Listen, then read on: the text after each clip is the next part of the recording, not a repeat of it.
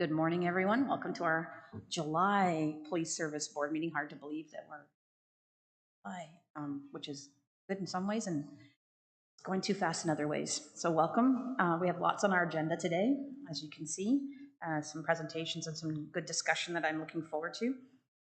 We have Alicia taking minutes today, and Nancy's not able to be with us. So if already taken attendance, we'll go right into the approval of the agenda. Is there anything that needs to be added? Mayor Bailey? I'd like to add something in new business under 9.2, please.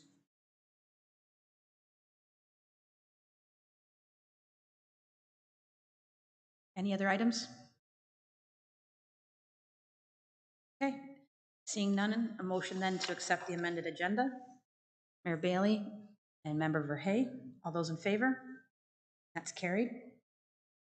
Any declaration of pecuniary interests, do so at this time, please. Seeing none. Okay, so we're going to get right into our presentations today. You'll recall at our last meeting we talked about a couple of the projects that the Police Service Board is the signing authority on. It's a kind of a three-way collaboration between OPP, the Police Service Board, and the County of Brant. So we've asked Constable Murphy to come and give us an overview of some of the projects that the Police Service Board then is the signatory on and what they're doing, and won't steal her thunder, so we'll let her go ahead. Are you going to do it from there, or are you going to come up to the podium? Yeah.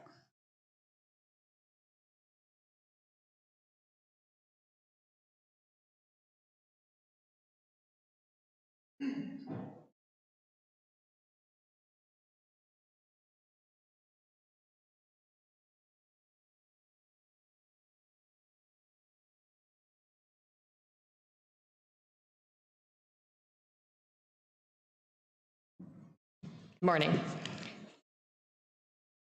I'm part of a team within the detachment, and we've applied over the past probably 6 months for 2 grants that we were successful in obtaining. And we're pretty excited to have these partnerships in that within the detachment and within the county. So I'm just going to give you some brief updates on what the grant is, what our partnerships are, and then moving forward, what our plans are with the grants. It's all a learning curve for me, so it's been an interesting few months. Our first grant is the Victim Support Grant, and that's in partnership with the county and Nova Vida, the women's shelter in Brant County. And when we applied for this grant, that was in 2021, we used the stats that are on the screen here in relation to intimate partner violence calls as well as human trafficking. And that's basically what the grant encompasses. So as you can see, for Brant OPP, domestic calls and family dispute calls are quite high for us, and it has been climbing, and especially since COVID. In 2020, 76 reported occurrences we had where charges were laid. And you can see that it's not just a one gender situation. The charges are basically on both sides. And there are times when we charge both in a situation. So these were concerning to us. And in being out in the county, we wanted to make sure that we did have the resources for everybody. So that was kind of the basis of the what we went into to do the grant. In the end, it's a relatively short time period for this grant, and we received funding of $104,500. And this allows for the creation and continuation of community relationships between the county, Nova Vida, and Brant OPP. We plan on doing collaborative presentations, collaborative media campaigns, and further county supports. So we were approved for this grant in November of 2021, and then the ministry asked us to keep it under wraps for a short bit before we announced it, and it became a long bit, and then we were finally able to announce it in in the new year. So we're moving quickly to be able to fulfill all of our plans during the time frame we have until March of 2023. So the priorities that we have kind of set forth in relation to the grant is to ensure the rural and diverse members of the community are receiving fair and equitable access to all services. And Paris is growing, the county is growing, and we want to make sure that we have services here close by, that they're not always having to go into Brantford to obtain those services. So one of the priorities identified is the need for intimate partner violence and human trafficking education and supports in the county. We have identified situations where people are being groomed in the sense of human trafficking, and then again, the rise in the intimate partner violence. Another priority is the hiring of a transitional support worker whose specialized knowledge can assist any person in need that is struggling with intimate partner violence related issues, as well as anyone involved in or identified as in need due to human. We will make referrals to the transitional support worker from the incidents that come into our office.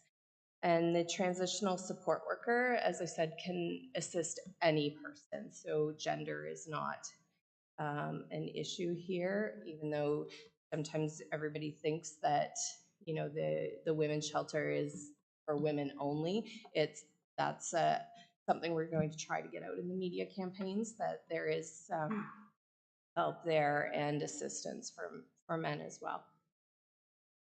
There's training and workshops for both Brant County EMS and Brant OPP to assist them in understanding the role of the transitional support worker and the resources available to the victims. So those are going to start in the fall. We've planned public education events and media campaigns throughout the county. So we are going to have billboard campaigns as well as social media campaigns, as well as print media that we'll be distributing throughout the county as well.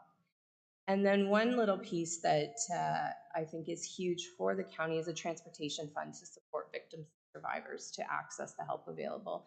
In calls that we go to where it's pretty apparent that people will say no to services because they know they don't have the ability to get there. They may not have the financial means to get there, and this fund will allow us to get them, and they can do it on their own time and when it's them. Our actions to date and next steps. The hiring has finished for the transitional support worker, and through Nova Vita, they're using the office space in the Cowan Health Hub, so they're very accessible to people in the county. The referral process has started within the detachment. We've planned everything for the media campaigns and printed flyers that have been created. It's just they have to be distributed. And then our workshops and educational events begin in the fall, and we've already put in place dates for the start of those. Are there any questions on that grant? Or I can speak to our other grant and then take.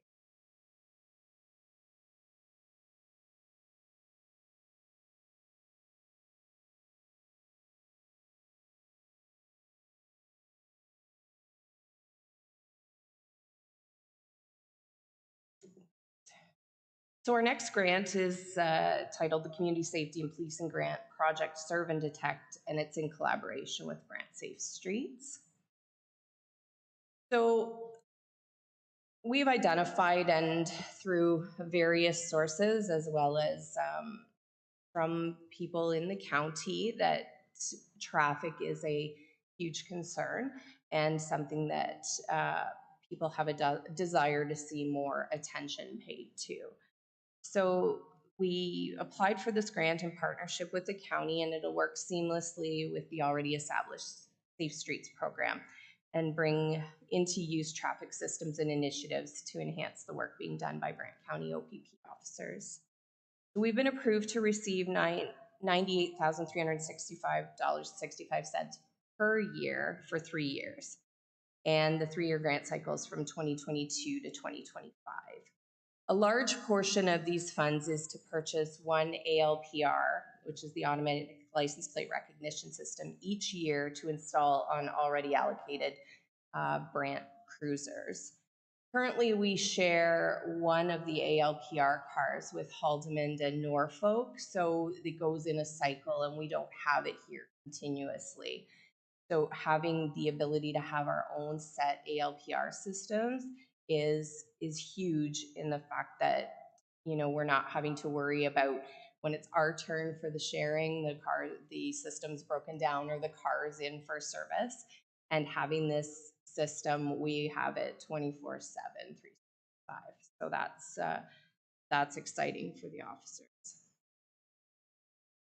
Our priorities are, of course, traffic safety. And the statistics we had in relation to the grant show that the ALPR systems, officers using it stop and charge 30% more violators than non-ALPR using officers. The education piece in the grant, we're planning community events and social media campaigns as well. And some of our priorities include seniors and new drivers in relation to the identified concerns within the county. We'll be doing public information sessions.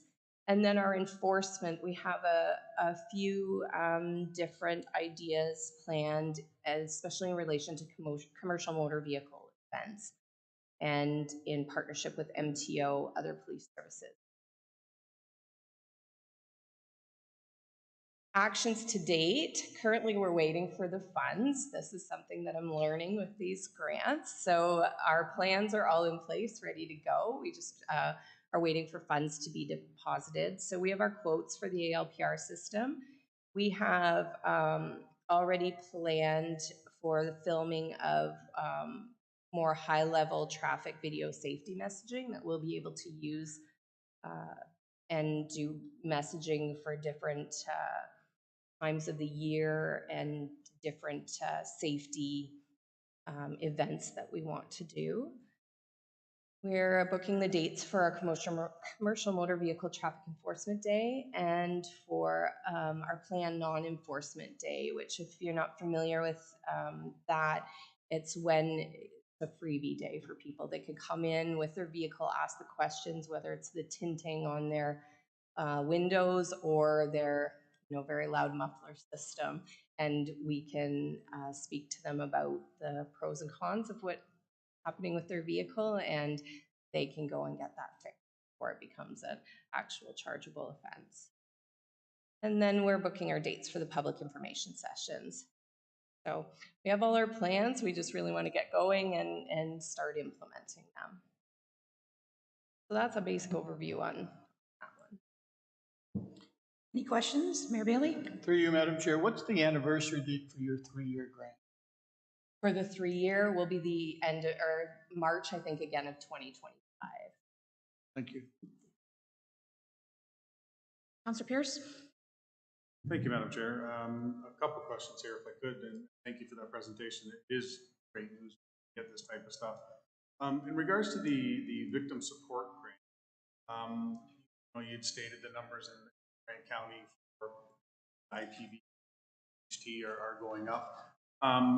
That's not just our problem, though, is it? In Grant County, that's not at all. It's across the board. Across the board, and I figured it was. So that kind of leads into my question of if it's across the board, which is quite unfortunate. Is there anything at the provincial or the federal level that our governments are doing in order to assist police services in this type of thing, or is it kind of you do your own thing in your part and we'll see how it trickles up? I don't have a specific answer for that. I know that just within the OPP, we do our training and we, follow those statistics and see where we need to put more resources. And then when something like this comes up, we're able as a detachment just to, kind of drill down a little closer and put in the resources that are specific to our county, right? Every county has different challenges.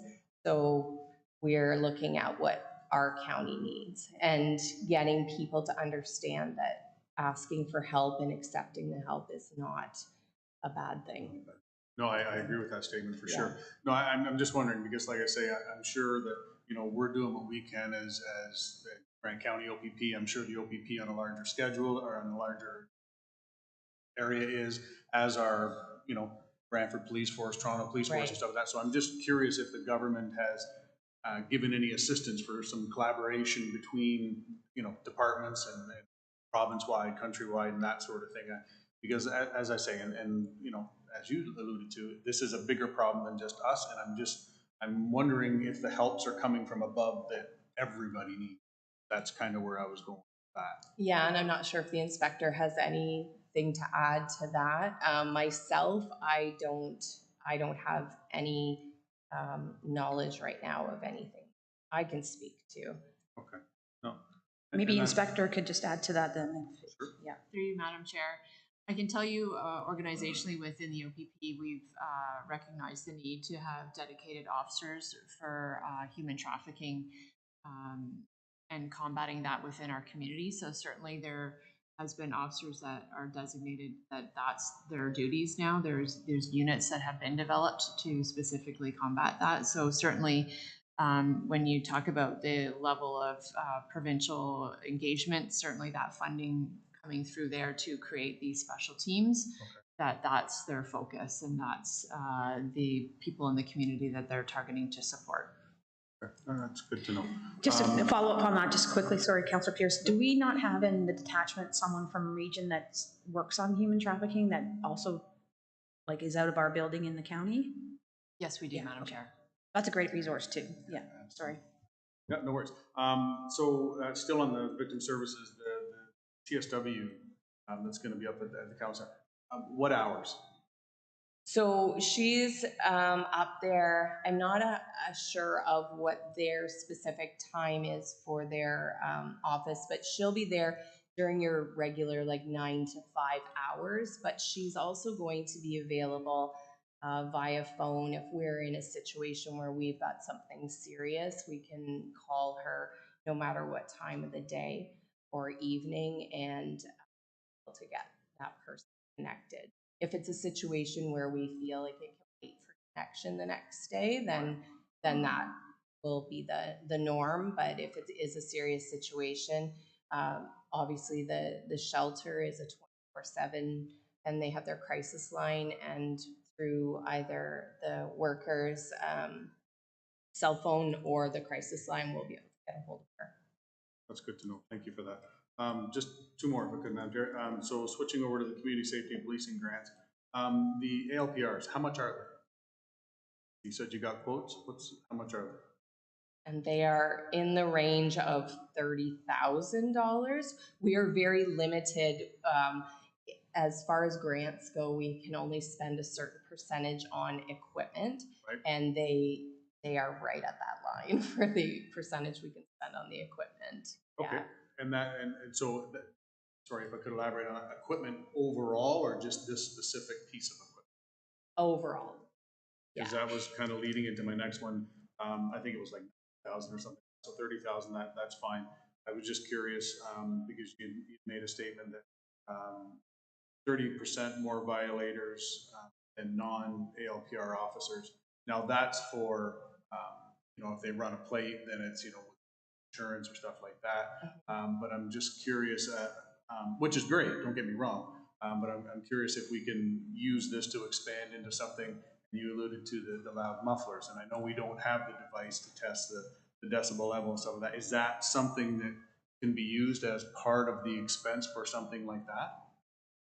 For a system for the loud mufflers? Yeah. I'm not familiar with that. I wish Conrad was here. He's our traffic guy. Yeah.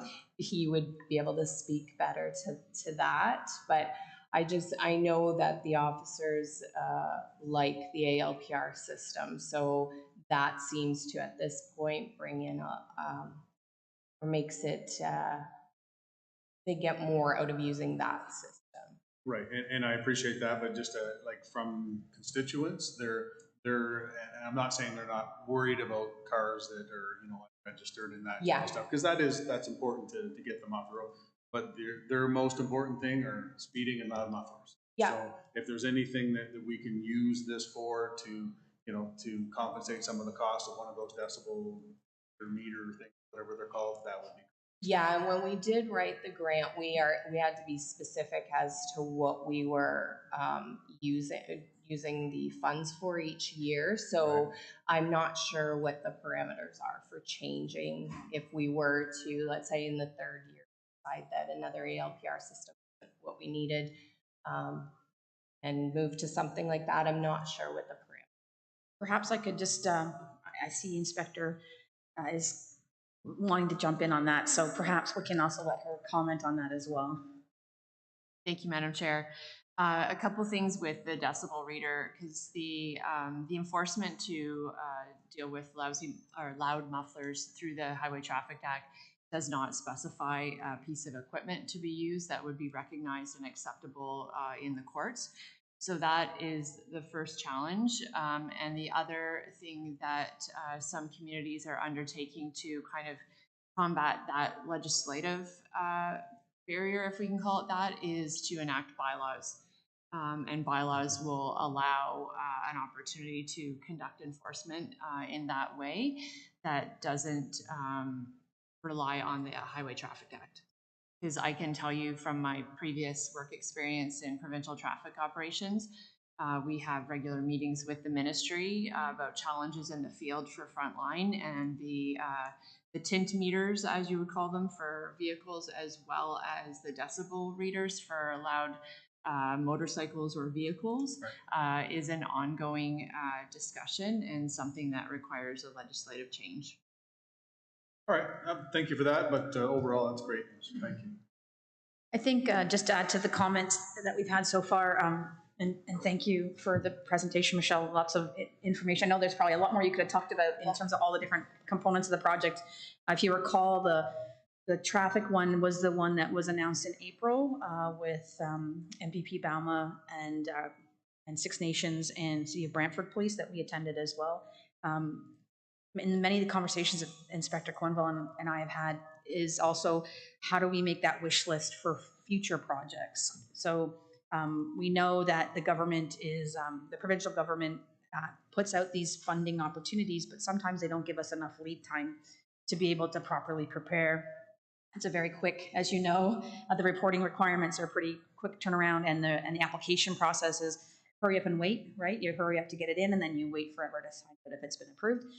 So if we can develop a more robust kind of thought process, wish list, that we have things ready, that will also help us in our continuity and can plan as well. I think with the changes we've had in the detachment over the past year, it's been hard to kind of think forward when you're trying to keep managing the current stuff, but that is something that's been on the radar. So perhaps Councillor Pierce, some of those ideas can also come forward into some of those future grant opportunities as well. Any other questions for Constable Murphy? Member Verhey? Thank you, through you, Madam Chair, to Constable Murphy. Just a quick question, and I apologize if I missed it, but the time frame on the first grant, the victim support grant, more particularly around this role, the I remember the acronym here, PSW. Hypothetically, then, when the grant is over and we don't requalify, that role is obsolete. We're hoping that through the referral process and as people become comfortable using her, that she will be needed, and then either there will be another grant that we can, expand on this grant with, or that that the Nova Vita will see a positive need for that, and it'll just continue. So it's kind of a wait and see as well. And that's why with all the educational pieces that we're doing with the emergency services, that the more people that know and the more people that can talk about it out in the community, and people, and hopefully it'll show the need. And I think it's nice with her being in the health hub, there isn't that stigma of going to the shelter, or, and people might be more apt to walk in there because nobody knows why you're walking in there because it's such a multi-use. Any other questions? I think it's really important that for me, to learning, that these are two great projects that are in addition to all the other work that is being done and that are helping the county. So I thought it was really important for us to understand the scope of the two projects because it's the extras that we're tapping into the provincial funding that we can then do some proactive work on. And I know that there's probably a lot more on the traffic safety side with the videos that you guys are doing and the noise piece that Councillor Pierce that you talked about. There's probably a lot of proactive engagement that can happen with these projects. So I think they're great. And I know it takes a lot of time to administer the projects and to do the reporting and to make sure all that's done. So I appreciate all that work that you do for that as well. Thank you very much. Okay, I think we have Greg and Michael. I'm not sure are you tag teaming? Are you? Yeah, okay, perfect. I think we're going to talk now about safe streets, which is a good segue. Thank you. Have a good day.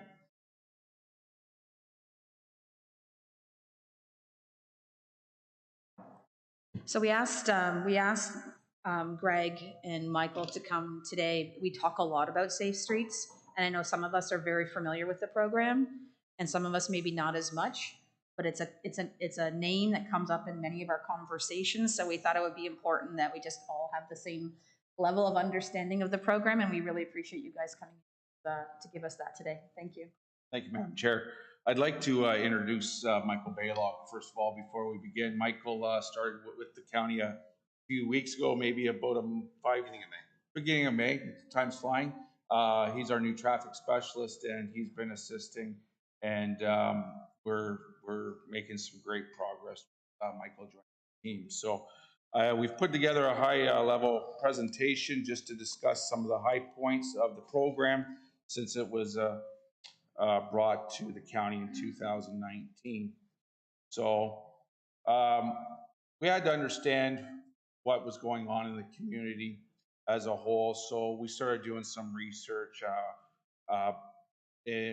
Prior to 2019, the county was receiving a lot of concerns from residents around speeding and driver behavior. So there was some national surveys done, and it was found that 70% of people admitted that they speed. Well, people are speeding, they know they're speeding, but also on the other side, people are complaining about speeding. So that brings a lot of challenges to municipalities to correct that behavior. So we understand the problem, where the problem lies with the road users. So then we started looking at, well, how do we bring safety? So we started looking at what do we need to make safe? We need to make the roads safe and pathways for pedestrians. We have to look at the whole network with it. So these are demographics from 2019. So it shows our population, our employment, projected populations. We are a growing community. I know we do have I don't have the updated census for this, but we've had quite a bit of growth in the last 3 years. This is just kind of gives you an idea. A lot of people don't realize how big the county road network is. We have over 1,300 stop signs. We have 1,100 center lane kilometers. So that's 2,200 lane kilometers that people are actually driving in sides of the road. We have over 300 kilometers of multi-use trails. We have 5 pedestrian crossings, 97 kilometers of walk, 21 signalized intersections. We have multiple digital digital speed boards, and some community involvement through our pace car program. I just highlight a lot of these numbers just to let people know the magnitude of our infrastructure. Everyone talks about the county being a smaller municipality, but there is a lot of infrastructure here that we're trying to manage. And there's a lot of traffic that flows through our county that aren't just directly Brant County residents. So we're trying to make it safe for everyone. So as the first part of our pyramid, we wanted to engage the community. once we engage the community, we wanted to deploy our data. So we're doing data collection, or we have passive measures signs. So we wanted to bring some of those solutions back, and hopefully it would encourage safe behavior. And with the digital speed boards, we're hoping for that, and we did get some success through those. And what we've recognized is that the county and the OP, we're doing our part, but there's also some ownership on residents to drive safe and realize, I know you want people to drive safe on your street, drive safe on other streets as you make your way through the community. So we started, based on the current research and our brand safe street strategy is designed with 4 objectives. And that is to create roads that are safe, feel safe for all users. What we'd like to do is change behavior as a first step through passive measures. And that again is passive measures would be the lawn signs that the mayor had handed out children in the area. Those were received well in the community. Another passive measure is the display signs. And then we also have printed messaging that goes out in the form of roadside stationaries. And that involves voluntary compliance with as you're driving by. Some speeding is intentional, some speeding is non-intentional speeding. So what we try to do is with the display sign, we try to bring people's attention. Oh, I'm going a little fast, I'm entering the village, I better slow down. That's a passive measure. All right, so then we move on to engaging members of the community to learn about road safety and become more active in sustaining and safe community roads. So we've done that on a couple initiatives. There was the lawn signs that I spoke about. There was a pace car where residents can sign up for a program and say they want to be the pace car. They're going to set the speed limit. They're going to follow the speed, and hopefully people don't pass them, and they all just follow the same speed within the community. And then another initiative was the safe routes to school. And that was designated school routes for children that are signed, and to bring people's attention that there are children walking within that area. And then to create different methods to deploy road safety with longer term solutions. That's when we're starting to move into things like speed humps that you'll see throughout the community. We're going to start looking at some bump outs and other more engineered solutions as we have collected the data, and we can focus those solutions to the areas within the community that have higher priority right now. And some of that will be based on collection through help of our partners at the OP with some data collision. And then also we have our speed spies. So we'll combine those, find out where it's most likely an incident's going to occur, and we'll start at the top of the list and we'll make our way down, hopes that we make all streets. Oop. Okay, so deployment of the mobile brand safe street systems. Again, those are all, that's a high level term for some of the things I spoke about, the signs, the speed humps, the temporary speed humps, the digital signs, and then also our speed spies that we collect data when people don't realize that we're there. That's very good data.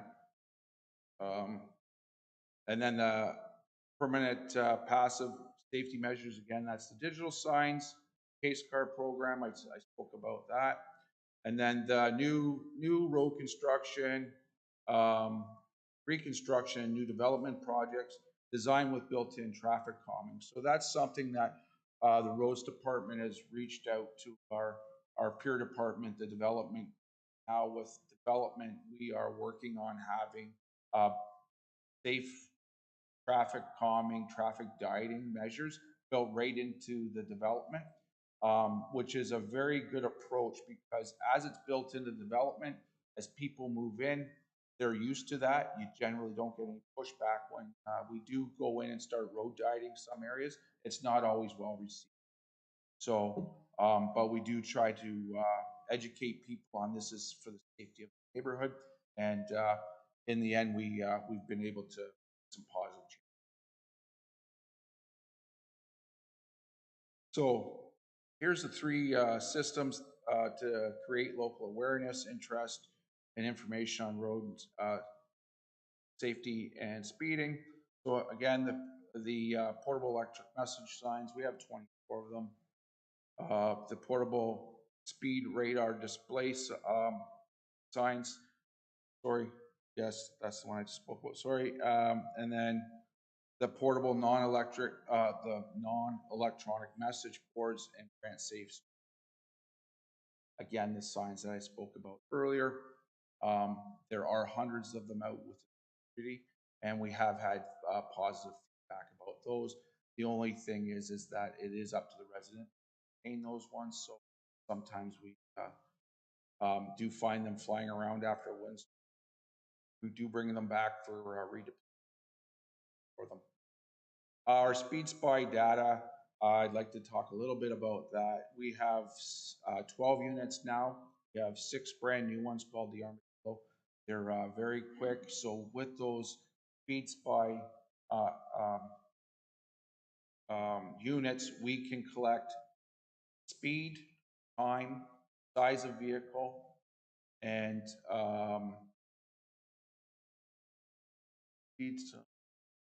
volume. Sorry, yes, I knew I was missing, and volume.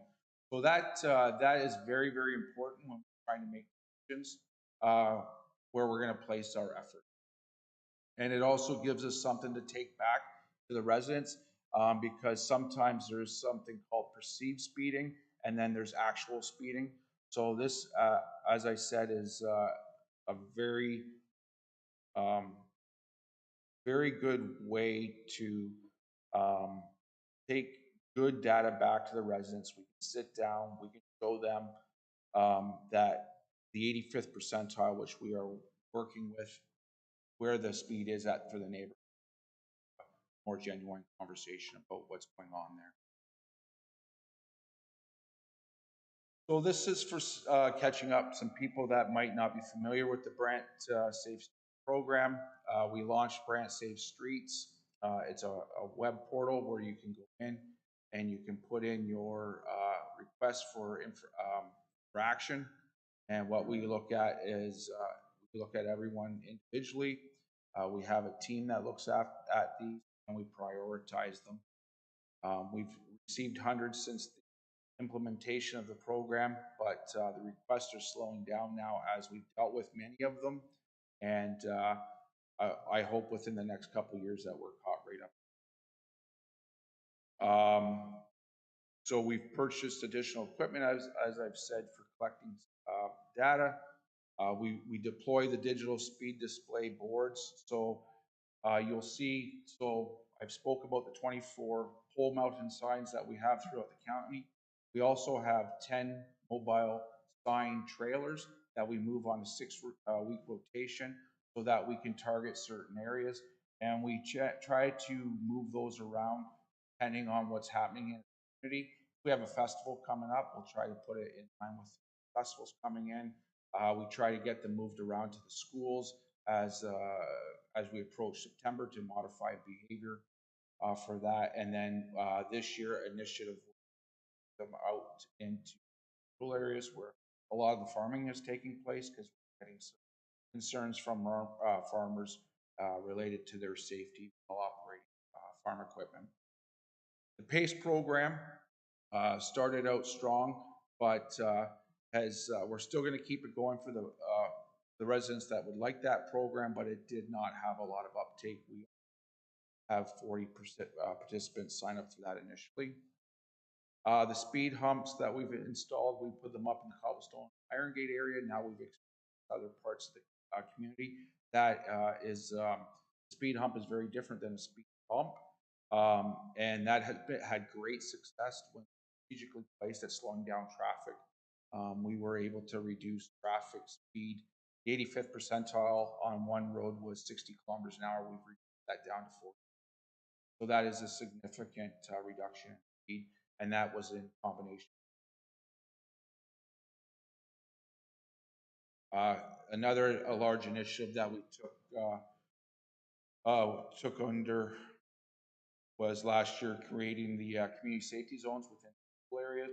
School zones have OTM requirements that we're only allowed to make large. When you make it a community safety zone, we can extend those areas out a little further, and then this will go in partnership with ASC, Automated Enforcement. We're able, or once we're able to get that within the community, that will be very beneficial. So we did that for all the schools in the county. We've also improved some street lighting at some problem intersections. Traditionally, there was an issue with hydro, but with the innovation of solar power, we've been able to put solar lights out at some problems, not only for well-lit intersections, but also had some areas where businesses were being vandalized. So there's also that community aspect. Improve line markings. You've seen that throughout the county. I will downtown core as an example. We parking and line painting there, and then we've also increased some of actually putting verbiage on the road, stop ahead for some of our rural areas, so that it's catching people to the stop sign, because some people just get focused with right in front of the bumper. So now they stop ahead, maybe they'll focus. So we've done some things like that. And then one of our biggest helps through this whole process was our partnership. It got the conversation going between groups where we could lean on each other. They could come to us where they were saying they were having some difficulties, possibly with enforcement due to signage. We could take some of our data that we had collected and said, you know, this has never been on our radar, but there is a problem here, and we've been able to, because of resources and their challenges, able to pinpoint hours where they could maybe look at their focus times for enforcement. So that partnership has been very beneficial to both departments. So I'll just briefly touch on this again. This is the passive measures that I've already spoken about, both the signage, electric and non-electric. We do move those around so people, once you get used to it, become blind. So we try to keep it fresh. We do leave the pole-mounted ones in place because those areas are very prone to speeding. So we really want to make care of what's there. Road dieting, we have not done a whole lot of road dieting at this point due to the fact of budgetary constraints. But we've been asked by committee to bring back some designs and some larger scale engineering projects where we can some major modifications to existing roads that aren't up for reconstruction or new development, something where a road has 25 years left to it before it's going to get constructed, but we identify there's a problem there today.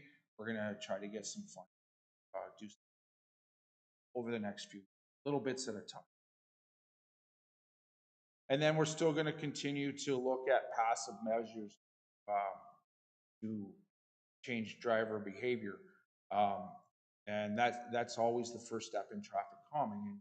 And with that, we've seen a lot of positive feedback with minimal investment. So it's after we've done those steps, we always go back. We look to see if we collect the data again.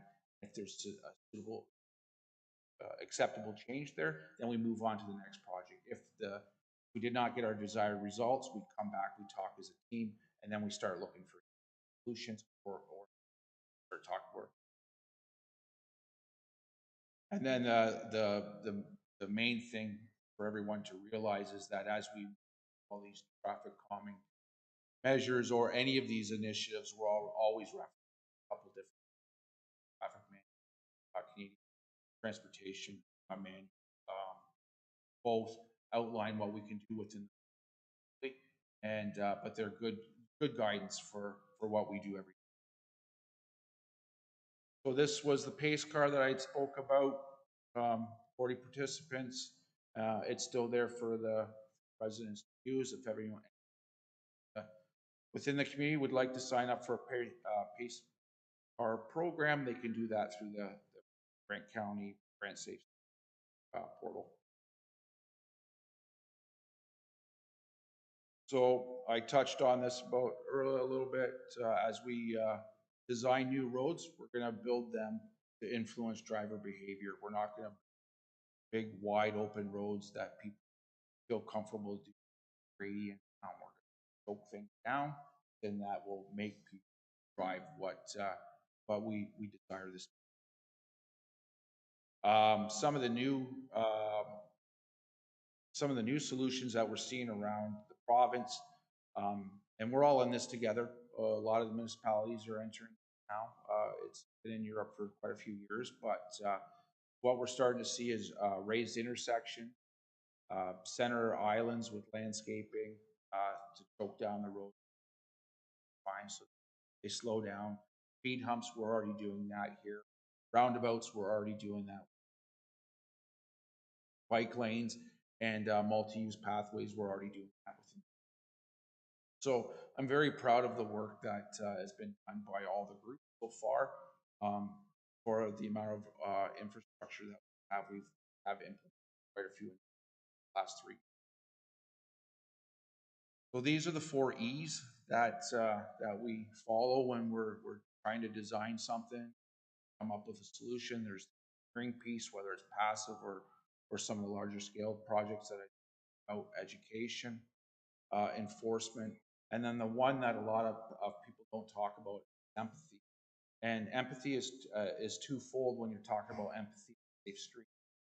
When you have empathy as a road user, look around you and look at the people that are using the infrastructure itself.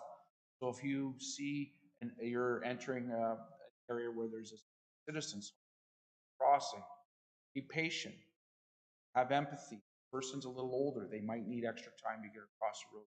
That's the empathy that we want road users to have. As engineers and as people modifying the roads, we have to have empathy at the requests that are coming in. Somebody might be tied to their neighborhood, might be very passionate about traffic, they might be very passionate about speed. So we have to listen with empathy and understand their concerns, take all concerns seriously, and then when we get the data back, we have to have empathy delivering the message, whether we have found a speeding issue or we haven't found a speeding issue. We just have to realize and acknowledge their passion for empathy is very important in everything. So what is traffic calming? I've talked a little bit about it. It's mainly physical features within the road allowance that force people down. Those are engineered solutions. That's what we're working towards. The first 3 years with the budgets we had, we focused on passive. Now we're going to start focusing engineered physical features that limit the amount of speed that people in the neighborhood. And then, and when I say neighborhood, that's another thing that we have to focus on. Traffic calming is only designed for certain portions of it. We wouldn't put traffic calming on Highway 53 or County Road 18 necessarily. Trying to move large volumes of traffic at a safe speed, but if we start choking down, when you try to slow down 20,000 people in going in a certain direction, what happens is that has the counter effect. You get people that are very impatient and then start making dangerous moves to get around that traffic calming. So we have to be very careful where we put traffic calming. Where traffic calming worked to our advantage, cobblestone within Paris, their short street, people were going fast, we were able to slow them down, and we're only slow them down for a little bit and then home. So those are traffic calming areas where it works. So again, just some definitions for when you're talking with folks. Vertical deflection measures. Vertically, those are your raised crosswalks like we put in downtown Paris. that have seemed to have worked quite well. There's discussed the old crosswalks with the old lights that we took down. It was quite dangerous at times. Now we have the crosswalks there, they're raised, people got used to slowing down, and it really slows traffic down downtown. Raised intersections, speed humps, and then speed tables. Speed table, so when you talk about raised for things, a speed hump is very quick. Speed hump is more gradual. A table would be about the size of the council desks here. It's a very large area rated. Right now, our focus is, and then horizontal deflection, raised islands, mountable curbs, curb extensions. These are all things that come out into the traffic lanes, roundabouts, all stuff when you're in your driving path that kind of make you feel constrained or direct you certain routes. And then that's in horizontal narrowing measures. Those are the neck downs, center islands. Traffic control, stop signs, traffic lights, pedestrian crossings, and roundabouts. These are traffic control, not traffic calming measures. They should not be used as traffic calming measures. But what they do is they reduce the likelihood of accidents, and each step there, a stop sign is one level, traffic lights are another level, pedestrian crossings and roundabouts. You have to look at potential conflicts, local conflicts for making any decisions. Someone once said to me, well, accidents happen around roundabouts. Yes, they do, but catastrophic accidents likely don't happen in roundabouts because your deflection, not those side-to-side impacts at 80 kilometers. So in my opinion, they're great for measures. Then education. So what we've done is we've done our communications group. We've done media blasts. We've done our signs. We have a mobile message board that we take out. We use, and then we have our public engagement, and we share all that stuff when possible. And then we work with the public message when it comes to safety. And then there's just a few examples of the signs that updated. We went through a massive undertaking of doing reflectivity testing of all our regulatory and warning signs as part of our Grant Safe Streets program back in 2019. And I'm happy to say out of 9,000 road safety signs, we have less than a 1% failure rate yearly, and that is the highest rate within the province. It's something that we're very proud of. Our signs are very visible and they're well placed. And then some of the commonly seen signs are kids at play, community safety zones. We have our senior zones. So these are all just to alert drivers and that there's vulnerable citizens within the area.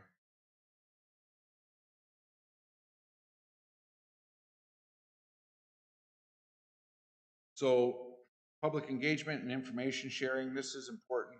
The county and the community, that they have the information necessary properly implement the safe street measures. Through all of this, we had to make sure that the residents had the opportunity to engage us, get directly to us in a timely manner, and that we had the actual ability to capture information and get that back to the resident. We've been able to do that. And then we've also been able to engage residents for their local knowledge, because they sometimes can help us with what's actually happening in the community so that we can do our efforts. So this is definitely a partnership with our residents, and we enjoy taking care. But and then just some more examples that I've touched on probably prematurely. but we've launched the website. We emphasize all the messaging, do the social media messages about the new bike lane, any of our infrastructure updates. They come through the media releases. Another thing that we do, we've talked about driver behavior stuff today, but we do a lot of media messaging around weather events so that we can pre-warn the motoring public that they have to exercise extra caution during forecasted winter or any weather events, really. And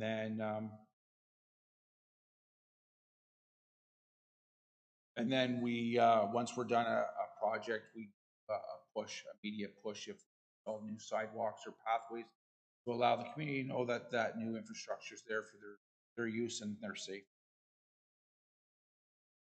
So I'm just going to touch very briefly on this. We are working with the automated speed enforcement. It's an ongoing process. It's a long process to get into, but we are making headway, and we are set up with our community safety zones. The municipality is ready. Once this, we've got our partners in place to get this complete. We have our signage in place, we have our bylaws in place, and we have staff ready to get sites prepped. So we just have the final administrative piece to complete this, and then once this done, Grant County will be ready for automated. Again, the empathy that I spoke about early, always think of it as two sides, ours and the residents. So this is speed evaluation. So this is just a brief form that we use now. It's a 100-point system. So when a request comes in, we gather the data, we go through and we look at everything. We look at speed, community, we look at the road volume, and everything gets assigned a score. So then at the end of the day, with our 400 locations in the spreadsheet, just populate that spreadsheet score, and we can see where we should be for efforts. This takes in accident history, vulnerable road users. This is a very comprehensive form. It looks simple design, but that's what we want because it's taken the most important things that we're trying to protect or curb here and put it in one form. And with hard data, we punch in the numbers, and it'll give us our working.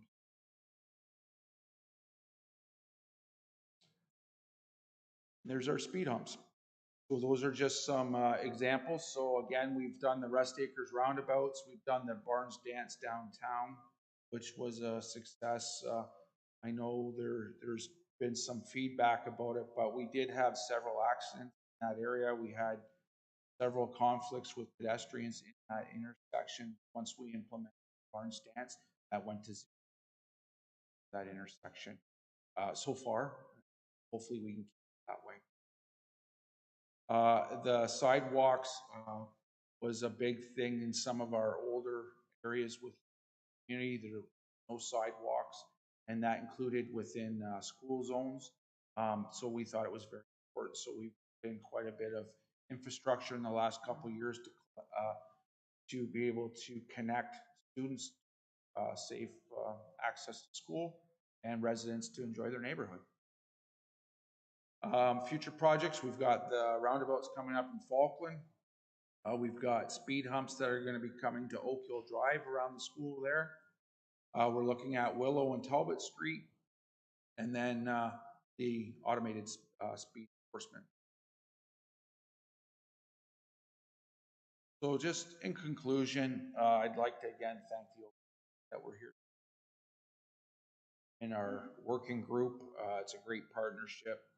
And I'd like to thank all the residents that have taken the time to fill out feed our brand safe streets request forms to help us focus our efforts on where the citizens are concerned. And it's been a great project over the past 3 years, and I really council support. Happy to take anyone's questions. Okay, thank you very much, Greg. Mayor Bailey? First of all, through you, Madam Chair, I would like to speak to the clerk and have her remove 9.2 for new business for me, please. I'd like to speak directly to the delegation. Thank you. First of all, Greg, thank you for your report. I, for one, am very glad that you work for the County of Brant. I like the way you work. I like your empathy piece, and I believe everything you say. So, good work. On behalf of myself and my council, I'd like to welcome Michael to the county, and I hope the county is everything you need and want it to be. So, welcome. What I had for you under new business was I had a complaint yesterday about the crosswalk in front of my office, which I defend every chance I get because it does work. But the person who complained is a very good friend of mine from high school who doesn't complain about anything. His opinion does matter to me. And he wouldn't let me off the hook as he said it doesn't work. And I said, well, police services is tomorrow. I'm going to have a captive audience. So I'm going to bring it up tomorrow. I know that he's watching. And I do defend the crosswalk in front of my office because I watch it all day long, and people do, cars do stop and let people through. Now, there are people that dart in front of cars and they're going to get hit. That's always going to be, I think. But this person that complained to me yesterday, he was concerned more than complaining. His job takes him downtown, up and down, many times during the day. So, I mean, I know that he's in the area. I don't disbelieve him, that's for sure. He has a different opinion of that crosswalk, and he says that every time he goes by, he sees people not being confident crossing there. And so I need to know what's going on. I wouldn't let him off the hook. I told him it doesn't happen, and I invited him to grab a sandwich and have lunch in my office any day that he likes to watch it work. As I do anyone who's watching this today, come and sit in my office for an hour and a half. You can see that it works all day long. But with respect to his opinion, because it matters to me, I'd like you to sort of talk to that if you could, as to what we could do, if anything, to make it different, and how safe you believe the crosswalk in front of the mayor's office truly is. Madam Chair. Okay, so what we had downtown before, so I'd like to speak a little bit about the history of what we had there. So we had some very antiquated overhead lighting that come over top. You push the light would come on. It was straight, so people were just driving at a regular speed. They could go through. There's a lot of activity happening downtown, and everyone's looking for an angled spot to pull in. People are watching people backing out. So what we were finding was no one was focusing on the lights over top because they're looking at eye level here. So what was happening was people were hitting the button. They'd see the light go on. They thought they had the right of way. They would just walk out in front of a car, and there was conflict. People were getting nudged by cars. People were getting hit, and there was a tremendous amount of close calls. There was a lot of aggravated drivers, a lot of horn honking, a lot of aggression. So what we had to do was we had to look at something that made people focus on the road and slow traffic down. So at Mechanic Street, we put a crosswalk there, a raised crosswalk there. That slowed them down coming in downtown. We painted them. Unfortunately, the paint it was peeled off, but we were getting that fixed. They were all sort of blasted last night. There's a new colors going down very shortly. That brought visibility to the crosswalk. So people were visually cued to look at the crosswalk to notice something was different so that they could cross. Again, we're putting it in the driver's field. This is now here, not up here. The raised crosswalk makes it slower. But we also have to step back, and the pedestrians have to take some more also. They can't just step out in front of a vehicle thinking that the vehicle's going to stop. What we do is we encourage stand at the side of the road, come up to the crosswalk. This crosswalk is signed, the crossover is signed, right? There's a sign even there that says, wait, time for you to go. Everyone stops, then they're to proceed. They're not just to assume that it's not like a signalized intersection. They can't just assume. They have to wait for vehicles to stop. That's what makes it safer than what we traditionally had there. And it's to ownership on the pedestrian, traffic stopped, face the crosswalks to make it slower. Right now, I seen this morning, they're very white, so they're out. Once we get the durables put back on, they'll have that colored cue to let them know that there's something different. Answer your question, Charlie? Through you, Madam Chair, thanks, Greg. Any other questions? Councillor Pierce? Thanks, Madam Chair. Through you to the delegation. First of all, thank you.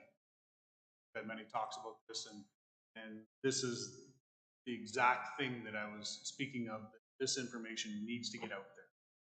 There's been some tremendous work done on Brand Safe Streets, but the stigma out there, unfortunately, to some are still Brand Safe Streets. Who cares?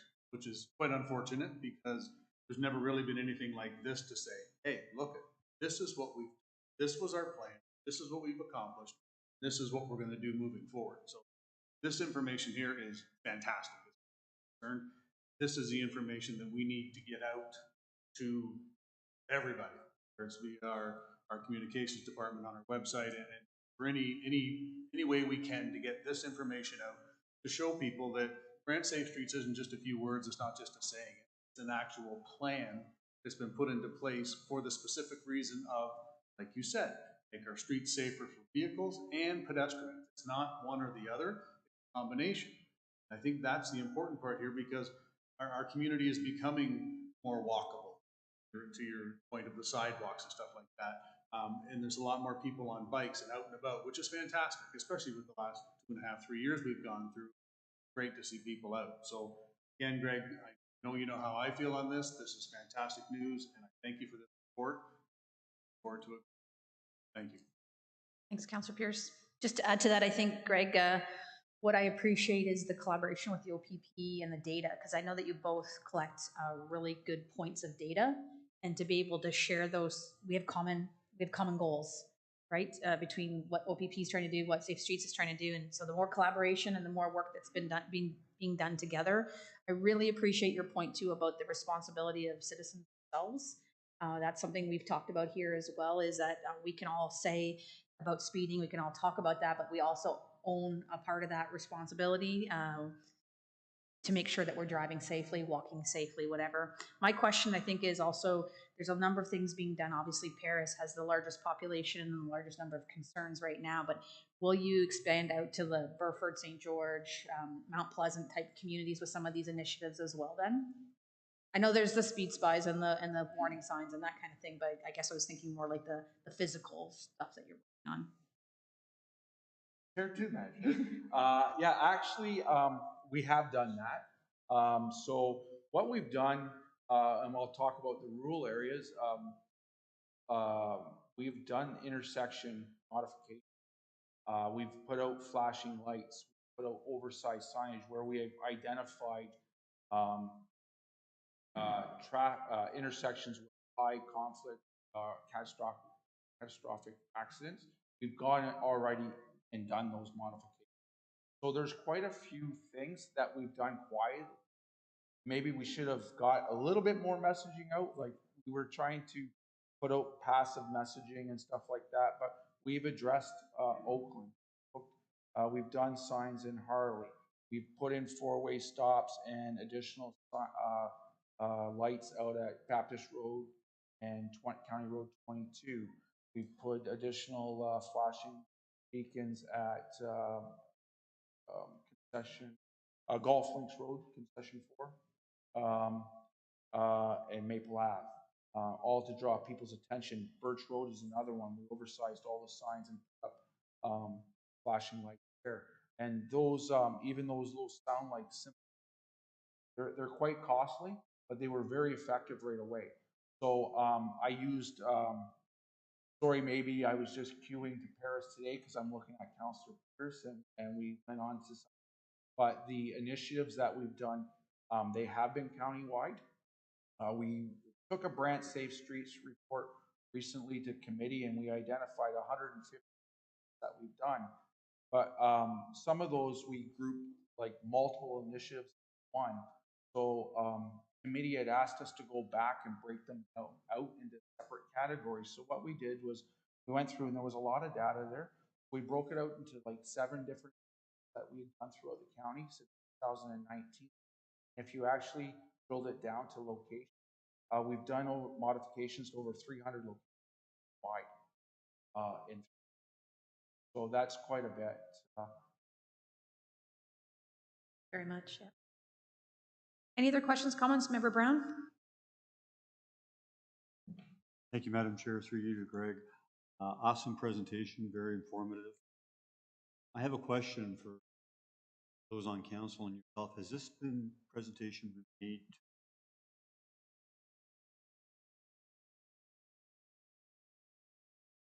You, Madam Chair, it has been made to council in different places as work gets done and as seen it all at different stages. Because this I found very informative for myself. I know that over the last year and a half, I had concerns from a couple of councillors who weren't really sure how it integrated between the communication between Brant Safe Streets and the OPP.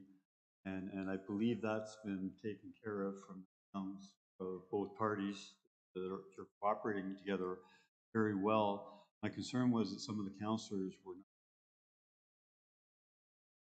fully informed on the process or exactly what it was.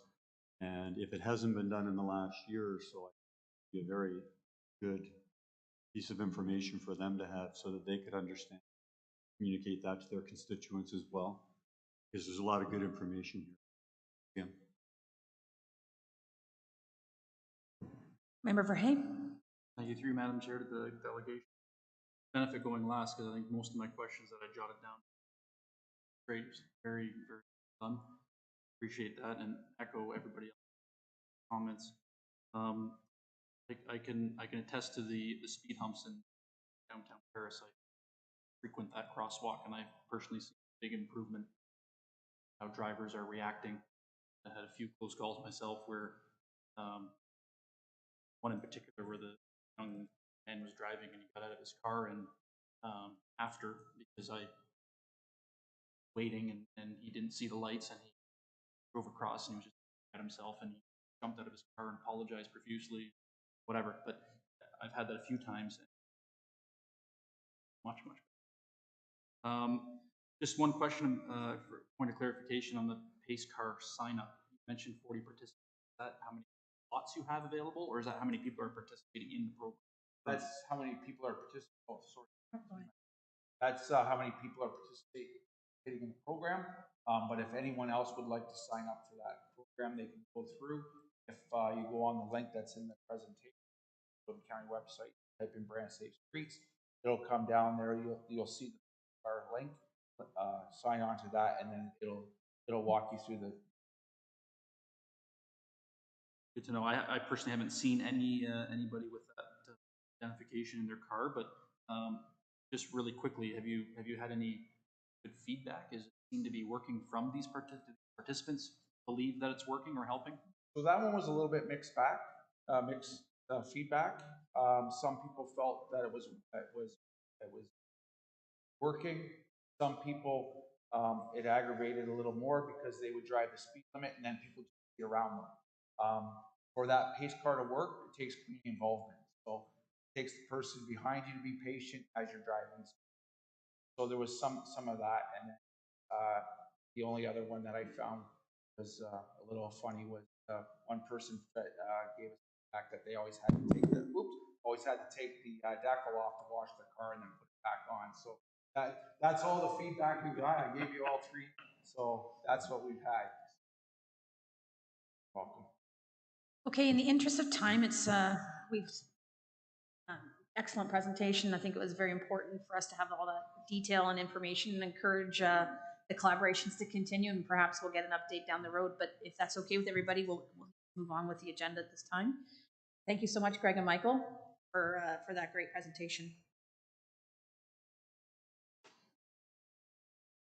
I know we've had some, I think Member Brown, you alluded to it, some concerns about making sure that there's the collaboration that needed to take place, and it's great to hear that that has been rectified and an open conversation, an open door, and the data that drives it is similar points, right? So, Councillor Pierce.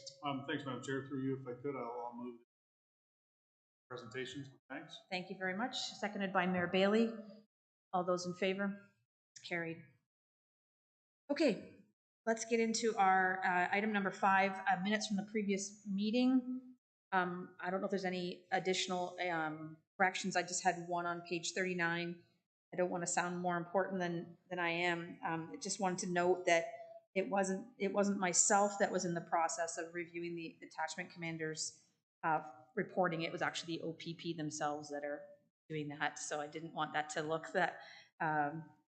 I think that was in response to me completing the survey that he asked us to complete about reporting and the detachment commanders reports. So that's just one small correction. Anything else? If none, a motion to approve the amended minutes, please. Member Brown, Member Verhey, all those in favor? Carried, thank you. Any business arising from the minutes that we won't have covered elsewhere on the agenda at this time? Okay, seeing none. Let's move into then the detachment commander's report, and we'll turn that over to Inspector Quinville.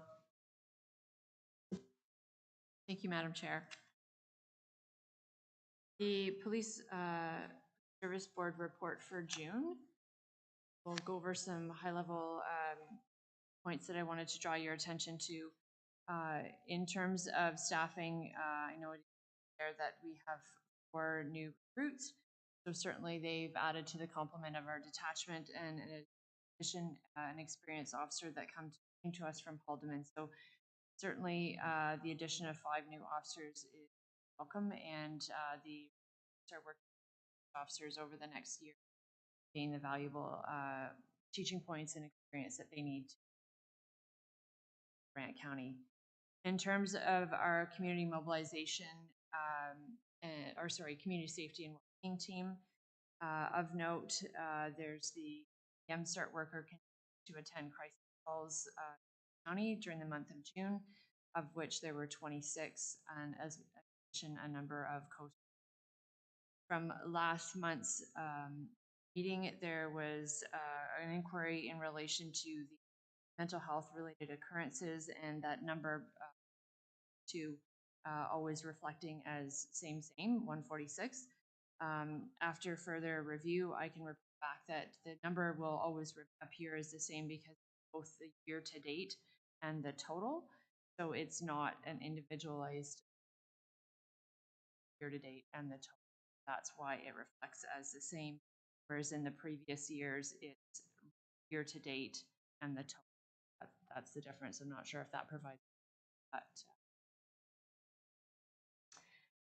In terms of the school resource officer, just in terms of a brief update, as we spoke about last month, the school resource officer program within the OPP is being reviewed in conjunction with the University of Waterloo.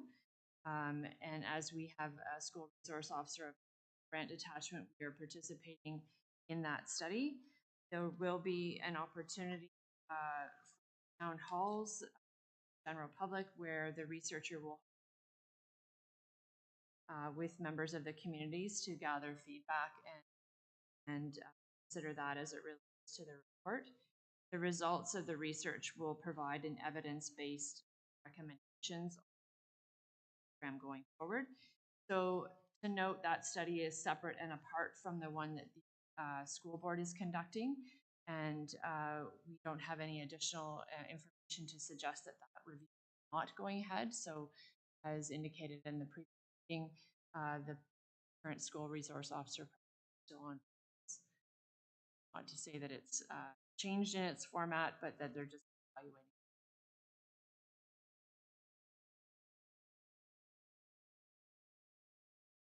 So in terms of the community service officer, media officer, so the data that you see reflected for June, of note, PC Vitalis was in training, various training for 3 weeks of June. So the data seems a little bit less than it has in months. To note that he was that month. The data reflected for our community engagement at the focus patrols, the 3 patrols that are underway. The data reflects the total hours contributed the month of June. In addition, for traffic management unit, there was a request to look at the number of charges since the inception of the traffic management unit. That's what that first table reflects. So while it's not a calendar year, it's from the time that your traffic management officers began their work specific. That is reflected in that initial table. The additional request was what does the data look like in speeding data? So recognizing that ICON is 2 months behind, so April 2021, prior to having traffic 182 speeding charges, to April of 2020 have 382, nearly 110% increase.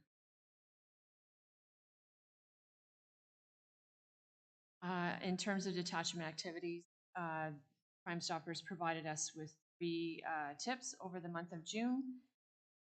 In addition, there are a number of noteworthy that our officers have last month as well. In terms of the trends and actions within Grant County, as indicated, the ICON data reports a slight increase over 4% in the total charges over, April 22. And overall, the year-to-date speeding charges elevated at over 116% compared to the previous, and all charges combined shows an violent crime is down just over 8% for this year compared to previous, and up only slightly year to date of 4%. Property crime shows a slight decrease, just over 4%. June year over year, and remains slightly increased year to date, one at just over 16%. Our drug-related crime also shows a decrease in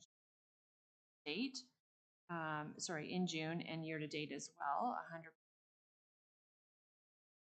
In relation to our motor vehicle collisions, there was 1 roadway fatality in June, and our personal injury collisions show a decrease of more than 68%.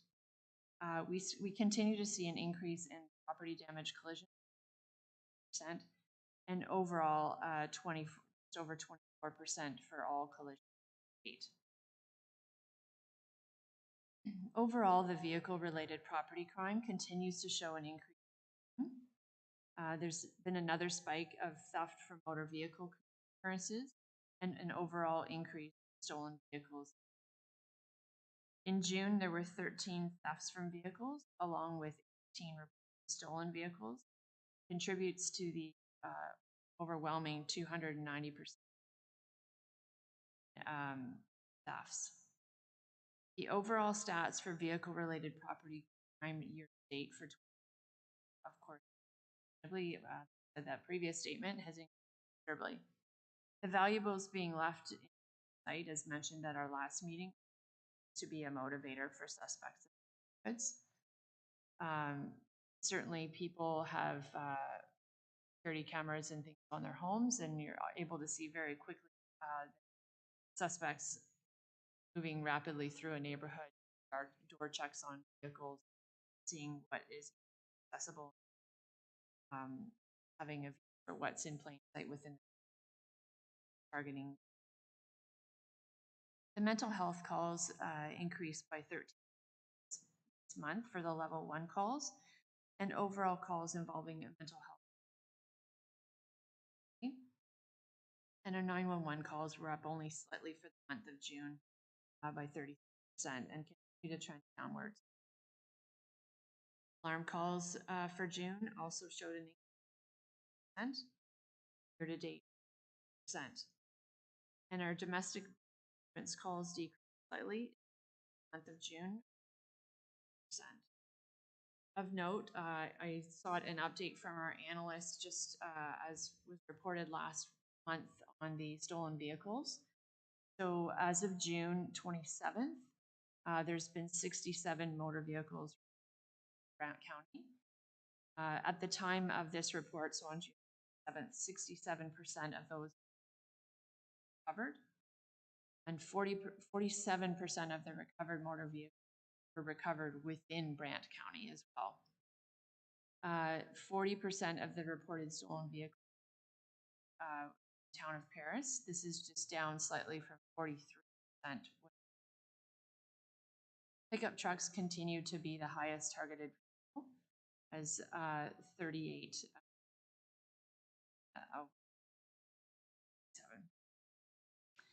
46% of the complainants continue to report that they left their vehicle.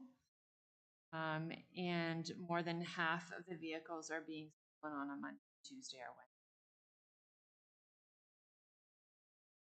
That is my report, Madam Chair. We're all shaking our heads at that last statistic of 46% leaving their, whatever it was, leaving their keys in the vehicle. Yes, Madam. Goodness. Okay, let's open it up for some questions. I'm sure there's some points of clarification in the report that we just received. Any? Come on, I know that there's going to be some. Member Brown, I'll let you go first. Thank you, Madam Chair. Through you to the inspector. At the next meeting, would it be possible, I'm sure this information is readily at hand, have the traffic stats monthly in the year for 2008,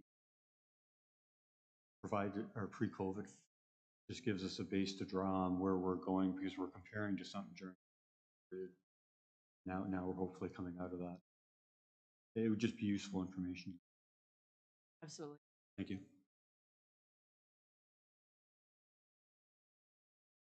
Councillor Pierce, I saw your eyebrows when Inspector Quinville talked about 110% increase in speeding charges since the traffic management unit. So I wrote that stat down. I thought that was a pretty significant piece from before the traffic management unit was started to now. So it is working. Hope that we can pass that along to council as well, that it is working. I know you also have questions, so. Yeah, no, I just, meeting engagement, focus patrols, it's got 1st of May 22 to the 31st of August 20. Going forward to continue with those. Through you, Madam Chair. Yes, the focus patrols, when they are initially set out, they are intended to be for a very period and then reevaluate at the outset when that's the No, other than that, Madam Chair, Great. Any other questions or comments? None at this time? Okay, that's great. The false alarm report is also in our package, and we heard the statistic of the increase. You know my opinion on all that. I don't think warnings are working if there's a 50% again, but continue to deal with that. I feel our resources, our OPP resources, are better spent on elsewhere than answering alarm calls. And we thought maybe with COVID they were up because everybody was at home and not necessarily at work. And here we are post-COVID, we're hopefully post-COVID, and our alarm calls are still increasing. So something to think about. So both of those reports are in our package. We'll need a motion to accept both, please. Mayor Bailey and Member Brown, all those in favor? That's carried, thank you. Okay, moving into section 8, communications. We have some information. Many of you have met Jim when we've been at the barbecues about the golf tournament that's being organized for emergency services. The funds raised are going to support Brant Safe Beds, Safe Streets, Safe Beds. Brant Safe Beds, which is in partnership with the Canadian Mental Health Association. The golf tournament itself is September 13th. There's all the information is in there. At this time, they're looking to see if we're able to support the tournament in some capacity.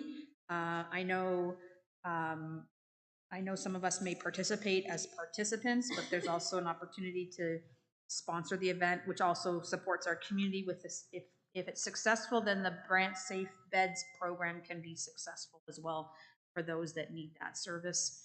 So I'm looking to open up the floor for conversation on what you folks feel might be appropriate, or what you think is doable in terms. I know we have budget, but I don't have a budget update in front of me. Any thoughts? I believe there's tournament sponsor, whole sponsor, looking for prizes. I think Jim is looking for any kind of support, and I think it would be great to show some support to the OPP detachment for putting this fundraising tournament together that will support the community. I think that would be appreciated as well. Any thoughts, Member Verhey? Thank you. Yeah, just to you, Madam Chair, the page numbers, but like the tournament sponsorship package is $1,000. So my personal opinion, I think, as a good internal PR, but also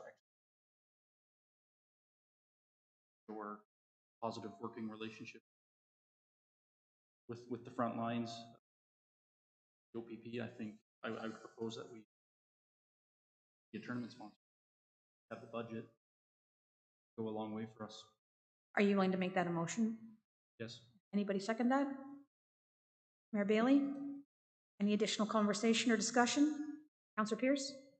Thank you, Madam Chair. Absolutely agree. We also put in a foursome from PSB.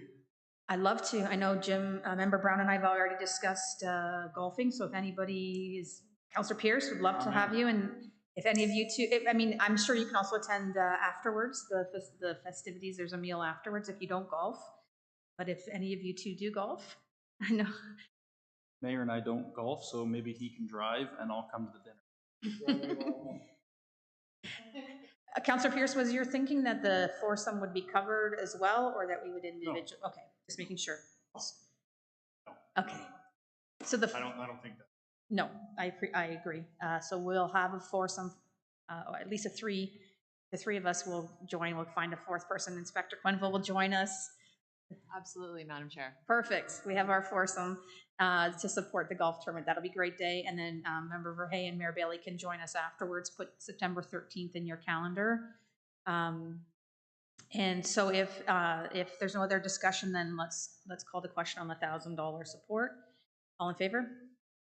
Carried. Thank you so much, Member Verhey. That was along the lines of what I was thinking as well, so I appreciate that. And Jim is going to be ecstatic when he finds out. And yeah, you'll have to let us know, because I can only imagine the smile that's going to be on his face when that news. I'll email him later. Okay, so then moving on then to 8.2, we added that item. I just wanted to bring your attention. Of course, we've given out some of the coins to the detachment members at the barbecues, and they've been so well received, and folks have just been loving the opportunity. I've had a couple of emails, just to let you know. I've received one email from a retired police officer in Halifax that I responded to and said no, that they're a collector of challenge coins and want to know if they could buy or trade, and I indicated that no, that's not an option for us. That's not part of our program. The other piece that Inspector Quenville and I are working on is to make sure that those that are currently on leave will also receive the coin. So even though they may not be in the detachment, they will still get their coin some way, somehow. And then lastly, I received a request, and I've spoken to Acting Staff Sergeant Fox about this, but wanted to bring it to your attention because we do have in our approved guidelines some discretion as a police service board for coins. The request that I received was to give a coin to retired Constable Ron Hardman. I'm not sure if you will remember, during COVID, it was the 50th anniversary of his partner's passing. It was the only fatality that we've had in the county in terms of police services while on duty. So he lost a leg in that accident, and then he came back to work and served the county and town of Paris and OPP throughout all that, but he is aging now and deteriorating in health. But the request was that we award him one in recognition of his contributions and that he would appreciate receiving it. Time is of the essence, I suppose, in that he is rapidly deteriorating in health and probably moving to a care facility. So the thought was to give it to him sooner rather than later, if possible, so that he could recognize the significance of it while he still could. I don't know. I know we've talked about it internal, like within the OPP. I'm not sure if there's any additional information to provide to that, but I wanted to bring the request to everybody here so we can make a decision on that together. Anything else to add to it? Nothing. Okay. Yeah, I'm not exactly sure how it would be awarded. We don't have to get into the specifics of all of that. I think it's just whether or not this would qualify for those circumstances that the PSB could think about. And if we want to table it, that's fine too. But I'm just bringing it forward because this will be the first time we've dealt with something like this. What's everybody's thoughts?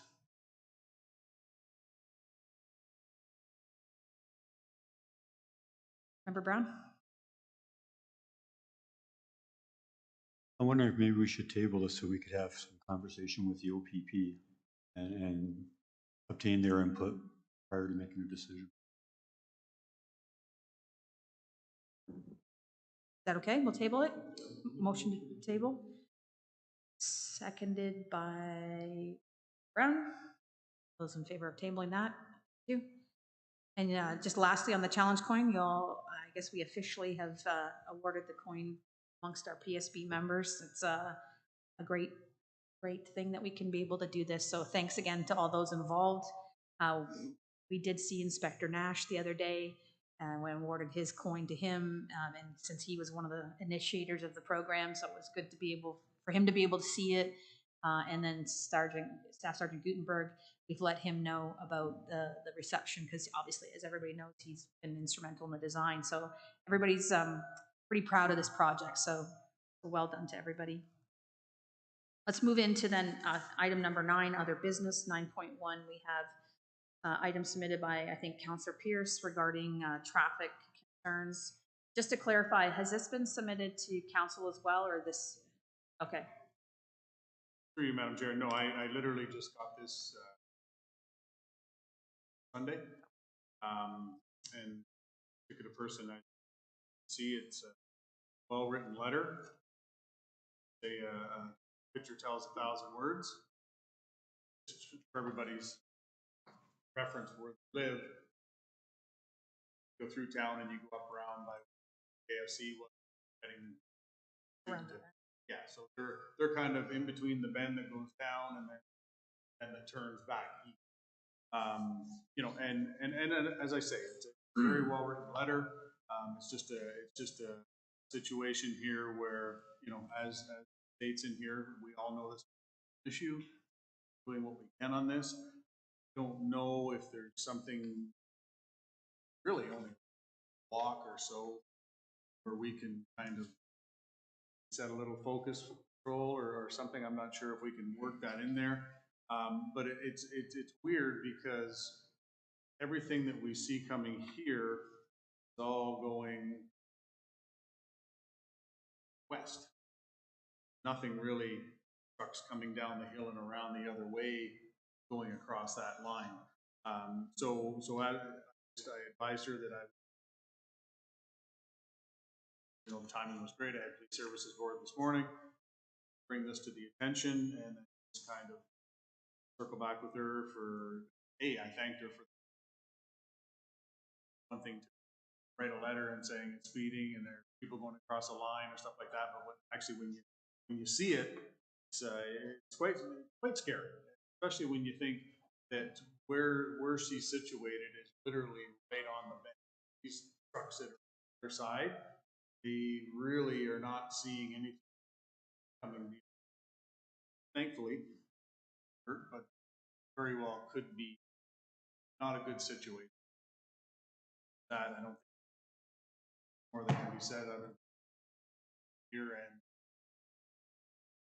patched with it. Did say she has more if we need them. These are, as she says, Would this be something that also could be forwarded to Greg's Safe Streets Yeah, program?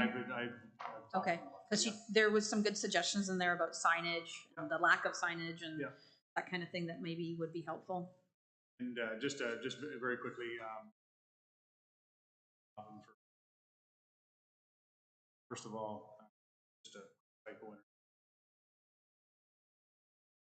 pointing out.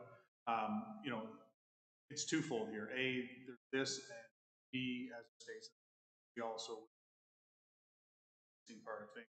I advised her part of that as well. I'm not sure if it's something submit her name or just you know how that all works or to get Edith, but wants to do more, and that citizens are involved in that. I'm happy to connect the two of them if you haven't done that already. Would you like, you pass me her contact info, I Yep. can certainly connect her with Edith and the parents group if you haven't yet. And I believe they know each other as well. So Okay. I think there were some hands raised. Mayor Bailey? Yeah, I'd like to ask Councillor Pierce through you, Madam Chair, we could have a copy of this put in our Friday pile for this. please. Well, Pile package. And then you or council will forward it to Safe Streets then as well? yeah, or- I'll talk to Greg on it. Okay. I kind of broached the subject with it, so I'll talk to him. Want to make sure all our Absolutely. points are covered. And Yes. Member Brown, you had your hand up? Thank you, Madam Chair. I definitely think this is something that the OPP can look at, but I think this is designed specifically for Brent Safe Streets. And what they were talking about, the street dieting here, if they were to put a few of the knockdown pylons in the middle there, that was force them to slower. They're gonna have to go over those every time. That would give them the awareness that they only have this much room. They will have to give a little bit of a lead up. I've seen this work in another location where probably a little bit more of a bend than this one, and extremely effective. I drive by it daily, and on probably 3-4 times a year, they're out there replacing signs, but it's keeping the traffic in the appropriate lane instead of letting them just take liberties. Inspector Quenneville? Madam Chair, I'd just like to thank the community member for taking the time to put this together. Certainly we can't be everywhere, and she's gathered some helpful data that undoubtedly with Safe Streets and a collaboration that we have will be able to come up with some alternatives that would be effective, if not, and draw people's awareness to it. But I think it also goes to the point that Greg raised in his presentation that, to be honest, I hadn't heard as part of a presentation when we talked about the 4 E's was the empathy part, and certainly the people that reside in this is significant concern when she spoke about her son being a new driver and the safety challenges that presents for him. So certainly, like, we will collaborate with Safe Streets and certainly action and see what we. Perfect. I mean, as you said, Councillor Pierce, a picture says 1,000 words, and it's definitely a safety issue in many different ways, perceived or real. But when she talks about trucks, cars passing on the inside and everything else, it's just a disaster waiting to happen. So appreciate that OPP will also follow up with that. Councillor Pierce? Yeah, thanks, Madam Chair. Just to kind of wrap it up here, you know, when she actually ran into her up at the lumberyard and she was talking to me about it and said she had sent something, but I found out why I didn't get my name wrong. But at any rate, she was telling me about it. Okay, yeah, you know, I'm trying to imagine these trucks and stuff like that, but when I saw the pictures, like, wow, that could be scary. Perfect. Please pass on to Robin that we appreciate her submitting that because don't know unless you have the information, and being able to do something about that to protect the safety of the community is really important. So thank you to her. Okay, and we've already dealt with Mayor Bailey's request earlier, so I think that's everything for other business. Let's get into the update section. Council communications. Councillor Pierce, is there anything that you'd like to? Not at this time, I don't think. One quick question I had for you, maybe let me know, but is it, my ears tweaked when Inspector Quenneville talked about bylaws for noise enforcement versus being able to use, there's nothing in the Highway Traffic Act for specific equipment to be able to measure. Is that something as an information item that council would appreciate or want or need? I know we have spoken of that before around kind of discuss that. It hasn't gone farther than that, but um, again, with that, correct me if I'm wrong here, I think part of that conversation is the fact you need something to quantify the fact that that noise of that was. I think that was part of the conversation we had. It's definitely something that we spoke of and willing to. Greg Bergeron was willing to look into it, but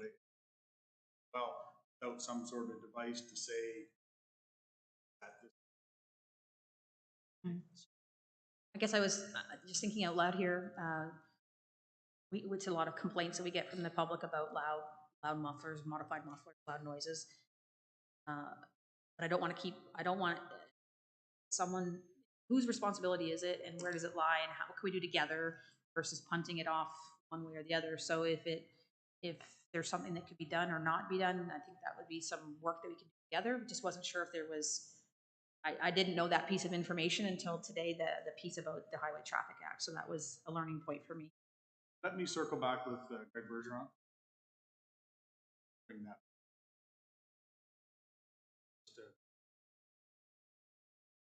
Perfect.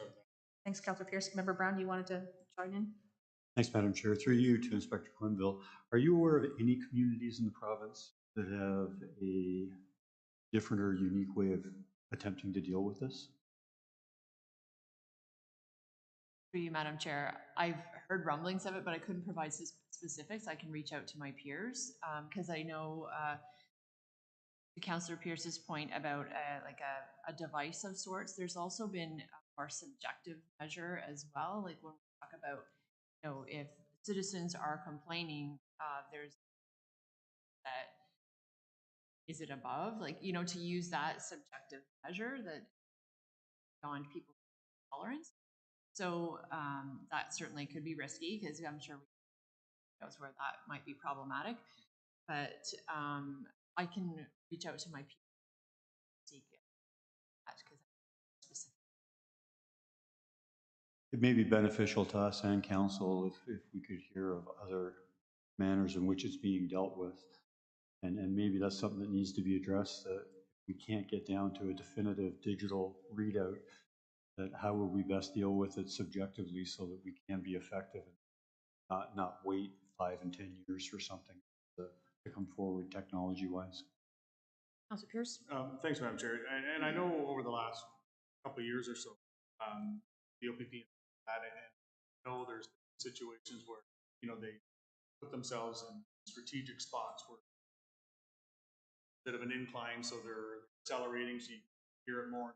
I believe there's something that potentially, if it's a stock muffler or something like that, or there's a different sound between like a Harley Davidson and bike with no baffles in it. I think that's the tough part to understand. So I don't know if there's some sort of, there was a few that were stopped and modified mufflers. I think that's an easy hit, so to speak. But I can only imagine folks would attest to it. It's difficult to differentiate, what is stock and what isn't stock. Like I say, there's the sound of a Harley, which is sound, and then there's a sound of open baffles. One of those, and to Dr. Quinville's statement there regarding the public, I put that back to the speeding part as well. And I'm not saying speeding isn't an issue, but people are saying, oh, there's people speeding by our streets. We put the speed spies out there. Data itself, doesn't collaborate what they're saying. So is it one of those, it was so loud I could barely even hear myself think type thing, or was it just loud?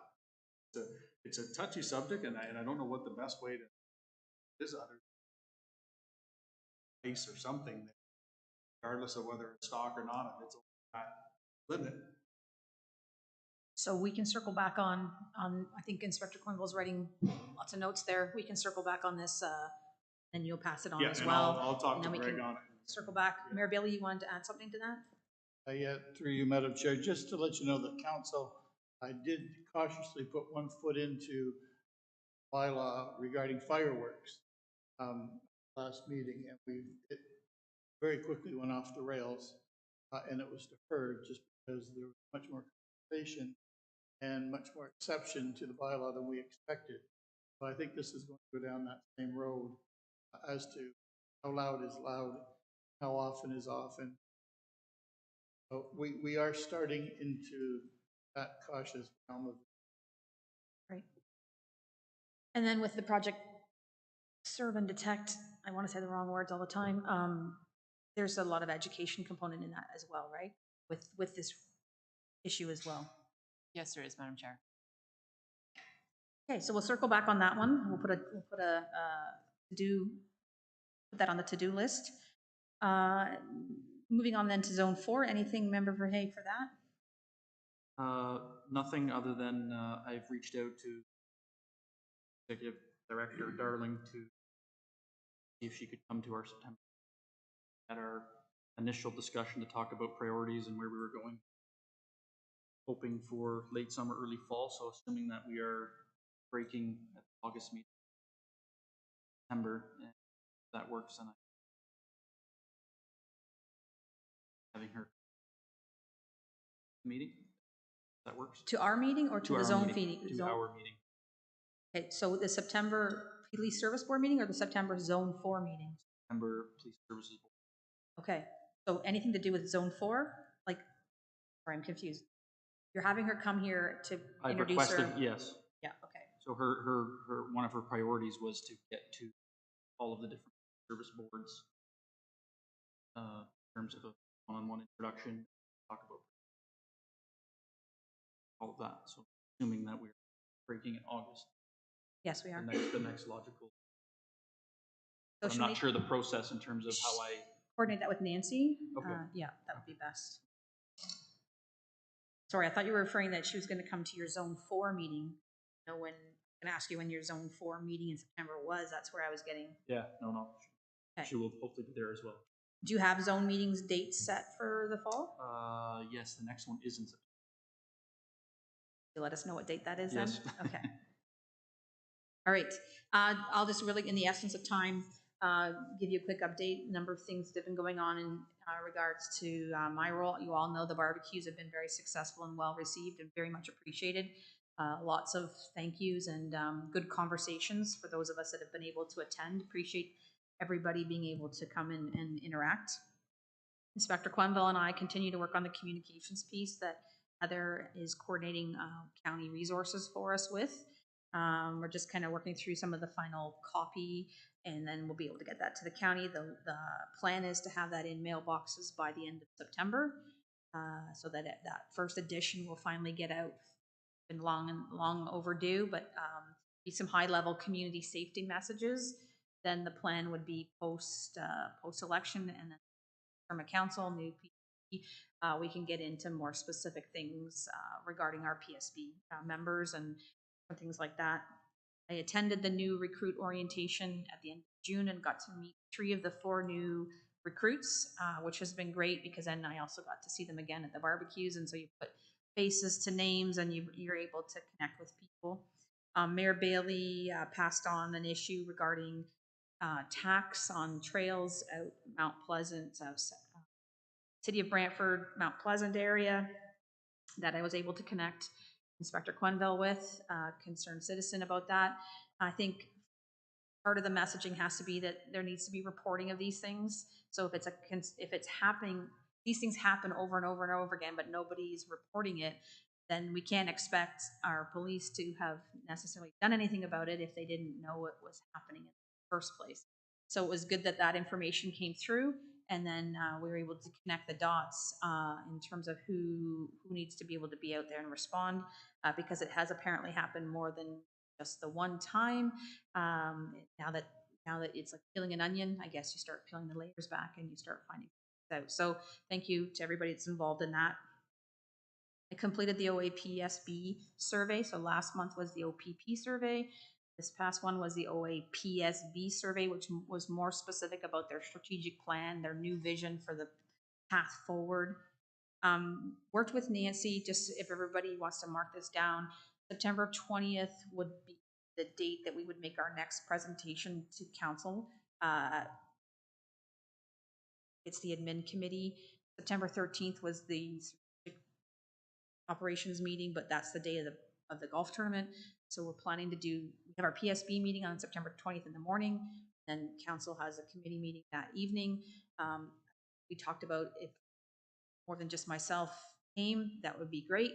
Just wanted to get that on everybody's calendar, that if you are able to attend, I know that's a morning and an evening thing, but trying to make all things work and get there in time before council wraps up its session ahead of the election. So that's the plan. And then lastly, completed another ride along with Acting Sergeant Lewis on July 8th. And I just wanted to provide some feedback about this one being, I've done 2 now post-COVID, and each one couldn't have been different from the other one. Everyone's a new learning for me. For me, the takeaways for this ride along was the administration required, even on a simple traffic ticket, what we would perceive to be a simple traffic ticket, the administration that's required, and the paperwork, the reporting. That was a takeaway. Also had a lot of good conversations about speeding. We spent a lot of time on speed enforcement on that Friday night.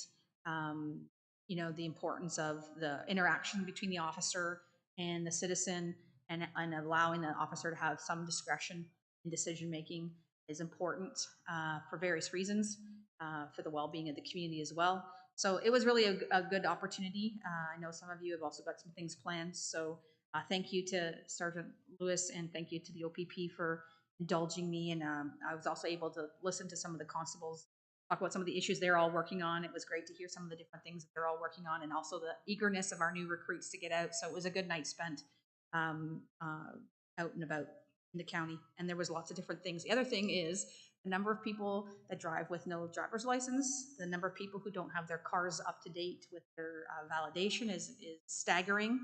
I know there's been a lot of communication about the province warning people about charges and all that kind of stuff, but the ALPR thing would be even more efficient and be able to read all these license plates rather than having to manually type everything. And then the number of people that drive without insurance. So there's a number of things there that may not seem like high-flying things, but they do become safety issues at some point, I think, down the road.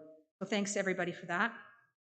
I'll leave it at that because I think that shows that we're very busy, and I think we're very engaged. So if there's any questions on any of those updates, we can move into our in-camera. Okay, so we do have an in-camera session here. We do need a motion to go into in-camera. Thank you, Councillor Pierce and Member Brown. All those in favor? We'll just give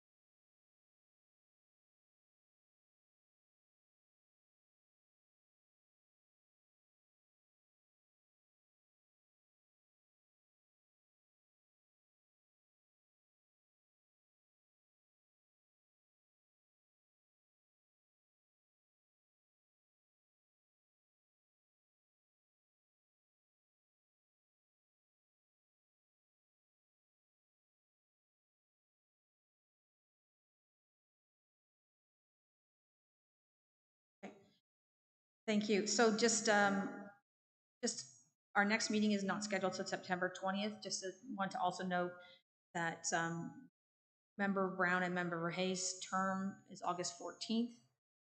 So they're renewed. Their terms will be done August 14th until then. September 20th is our next meeting, and then Heather's just pointed out, Mayor Bailey's just pointed out that we don't have a meeting scheduled for October or November with council and municipal elections, so we wouldn't reconvene until December in whatever shape format that is. Okay, so if nothing further, then it is now 11:28. I appreciate everybody's extra time on here. We will adjourn for the day. Motion, thank you.